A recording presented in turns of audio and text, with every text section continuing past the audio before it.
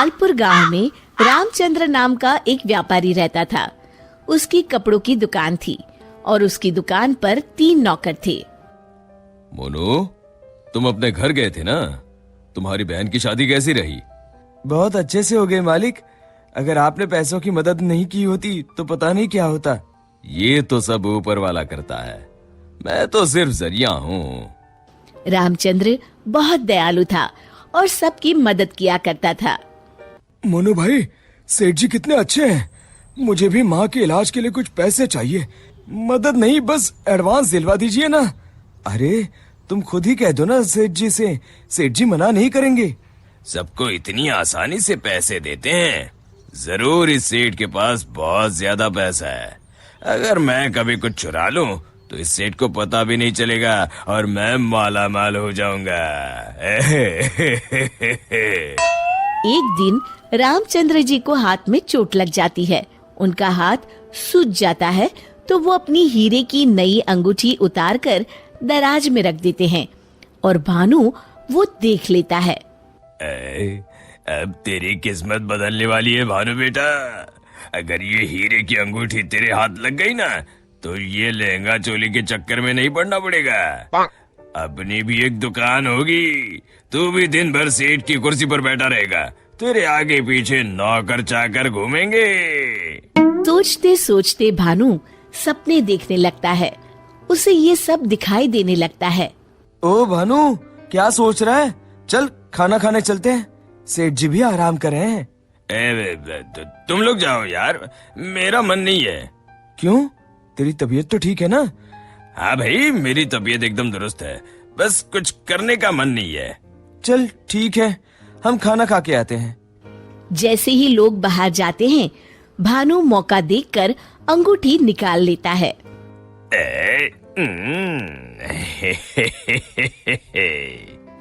शाम के समय। आज का हिसाब खत्म करो बच्चों, अब दुकान बंद करने का समय हो गया है। जब वे दराज खोलते हैं, अरे ये क्या, मेरी अंगूठी कहाँ गई? मोनू, भानु, भोला, तुम लोगों ने मेरी हीरे की अंगूठी कहीं देखी है क्या? कौन सी अंगूठी मालिक? क्या हुआ मालिक? अब कुछ नहीं, अब कल सुबह मिलते हैं। रामचंद्र रात भर सोचते रहते हैं।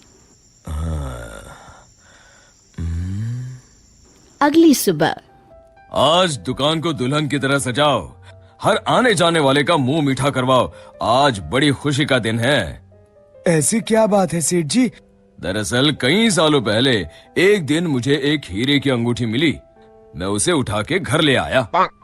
उसी रात मुझे सपने में आकर एक बाबा ने श्राप दिया कि तूने पैसों के लालच में जो अंगूठी उठाई है, अब वही तेरा नुकसान करवाएगी। जब से वो अंगूठी मेरे पास थी, मुझे कहीं न कहीं घाटा होता रहता था। घर में कोई न कोई बीमार होता रहता था। पर कल वो अंगूठी किसी ने चुरा ली और वो चोर अंगूठी के साथ साथ श्राप भी ले गया। पर अगर ऐसा ही था तो आपने वो अंगूठी फेंक क्यों नहीं दी सेठ जी? अरे बाबा जी ने कहा था कि न मैं उसे फेंक सकता हूँ, ना ही किसी को दे सकता हूँ। बस मुझे इंतजार करना है कि कोई स्वेच्छा से वो अंगूठी मुझसे ले ले। तो क्या आपका श्राप मुझे मेरा मतलब उस चोर को लग जाएगा? बिल्कुल। अब वो बेचारा ना अंगूठी फेंक सकता है, न किसी को दे सकता है। वैसे एक उपाय है। क्या उपाय सेठ जी? अरे तुम्हें क्या करना भानु भैया, अब चोर जाने और उसकी किस्मत। तू चुप कर, मैं तो ऐसे ही जानना चाहता हूँ। हाँ, क्यों नहीं, क्यों नहीं। दरअसल अगर पूर्णिमा की रात को चोर हमारी दुकान के पीछे वाले बरगद के नीचे अगर अंगूठी गाड़ दे तो वो श्राप से बच जाएगा। तो आपने क्यों नहीं ऐसा किया सेठ जी? तू मेरी जान ले ले। अरे भाई, मुझे ये उपाय अभी पता चला। कल पूर्णिमा है, कल मैं उस अंगूठी को गाड़ने वाला ही था। लो कर लो बात, अब तो चोर गया काम से। भानु पसीना पसीना हो जाता है। रामचंद्र अगली रात बरगद के पीछे छुपकर बैठ जाते हैं। तभी उन्हें एक परछाई आती हुई दिखती है। जैसे ही वो परछाई पेड़ के नजदीक आकर गड्ढा खोदने लगती है, रामचंद्र जी सामने आ जाते हैं।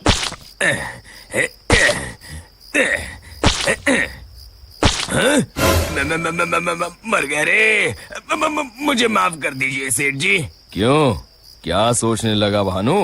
माफ कीजिए, मैं हाथ जोड़ता हूँ, आपके पैर पकड़ता हूँ, मुझे माफ कर दीजिए। मुझे इस शराब से मुक्ति चाहिए। ये क्या अगड़म बगड़म बोल रहा है? शराब से मुक्ति चाहिए तो प्रायश्चित कर और कसम खा, आज के बाद कभी चोरी नहीं करूंगा। नहीं नहीं नहीं नहीं नहीं करूंगा मालिक, मुझे पुलिस को मत सौंपिएगा, चाहे नौकरी से निकाल दीजिए। मैं कल ही चुपचाप गांव छोड़ के चला जाऊंगा। मैं नया काम देख लूंगा और कभी चोरी नहीं करूंगा। वादा? वादा मालिक, वादा। अरे भाई, अगर तुम वफादारी की कसम खाओगे तो मैं तुम्हें काम छोड़कर कैसे जाने दे सकता हूँ? आप सच में महान है मालिक, आप सच में महान है। महान तो वो ऊपर वाला है। अब चलो काम पर लग जाओ। शिक्षा: अगर किसी को अपनी गलती का एहसास हो जाए तो उसे माफ कर देना चाहिए।